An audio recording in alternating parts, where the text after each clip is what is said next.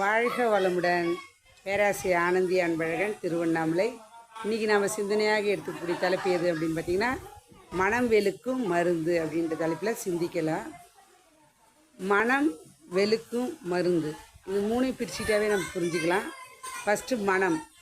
மனம் இல்லா மனிதனும் இல்லை, மனதை உணர்ந்த மனிதனும் இல்லை. கண்டிப்பாக மனவளக்கலையில் வந்த பிறகு இன்னும் சிறப்பாக தெரிஞ்சுக்கிட்டோம். மனம் ப்ளஸ் இதம் மனிதன். அப்போ எவன் ஒருத்தர் மனதை இதமாக வைத்து கொள்கிறாரோ அப்போ அவங்க தான் பார்த்தீங்க அப்படின்னா அதுதான் அவன் நிலையாக மாறுகிறது. ஆனால் என்ன சொன்னாங்க பெரியவங்க?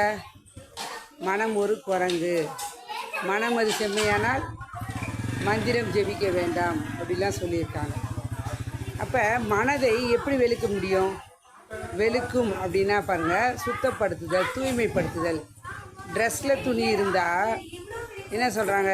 ஒரு சித்தர், அழுகினி சித்தர் பாடியிருக்காரு, தோல் வெளுக்க சாம்பல் உண்டு, துணி வெளுக்க மண் உண்டு, மனம் வெளுக்க வழி இல்லையேன்னு சொல்லியிருக்காரு. தோல் வெளுக்க சாம்பல் உண்டு, அந்த காலத்தில் சாம்பல் போட்டு தான் தோல் குளிச்சிருக்காங்க. இப்போ துணி வெளுக்க மண் உண்டு அப்படின்னா உழவு மண் சொல்லுவாங்க கிராமத்தில். நம்ம கொடுத்தோம் அப்படின்னா துணி பளிச்சுன்னு துவைச்சி தருவாங்க, பார்த்துருக்குறோம் கிராமத்தில் இருக்கவங்களாம். இன்றைக்கி டோபி அப்படின்ற பேரில் வருவாங்க, வண்ணான்னு அப்போ சொன்னாங்க. அப்போ துணியை வெளுக்கிறாங்க, ஆனால் மனம் வெளுக்க வழி இல்லையே. இதுதான் ஒரு சித்தர் என்ன சொல்லியிருக்காரு?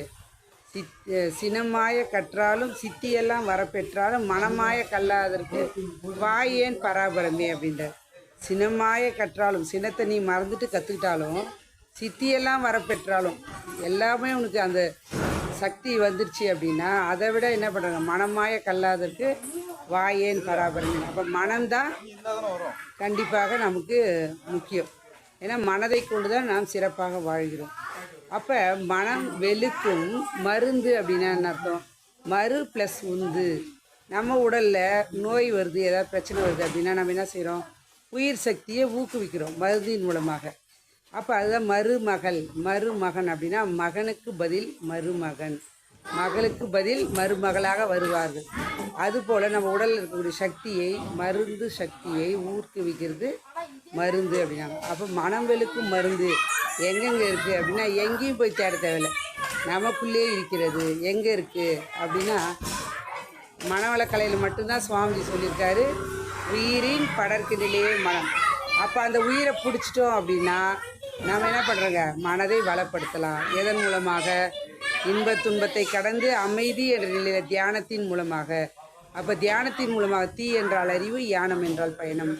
அதன் மூலமாக நாம் தவம் செய்யும் பொழுது கண்டிப்பாக பேரின்பம், சிற்றின்பத்தை விட்டு பேரின்ப நிலையை நாம் அடையலாம் என்று சொல்லி, மனம் வெளுக்கும் மருந்து எங்கேயும் போய் தேட வேண்டியதில்லை. அந்த பொக்கிஷம், மனதை குப்பையாக வைத்துக்கொள்வதும் பொக்கிஷமாக வைத்துக்கொள்வதும் நம் கையில் தான். அந்த நிலையில் மனதை பொக்கிஷமாக வைத்து வாழ்க்கையில் எல்லா வளமும் பெற நாம் தியானத்தை கைக்கொள்வோம், பேரின்பு நிலையை அடைவோம் என்று சொல்லி இந்த அற்புதமான வாய்ப்பை அளித்த இறைநிலைக்கும் குருவர்களுக்கும் இதுகாலம் செவியும் எடுத்த அனைத்து அன்பு உள்ளங்களுக்கும் நன்றி நன்றி நன்றி.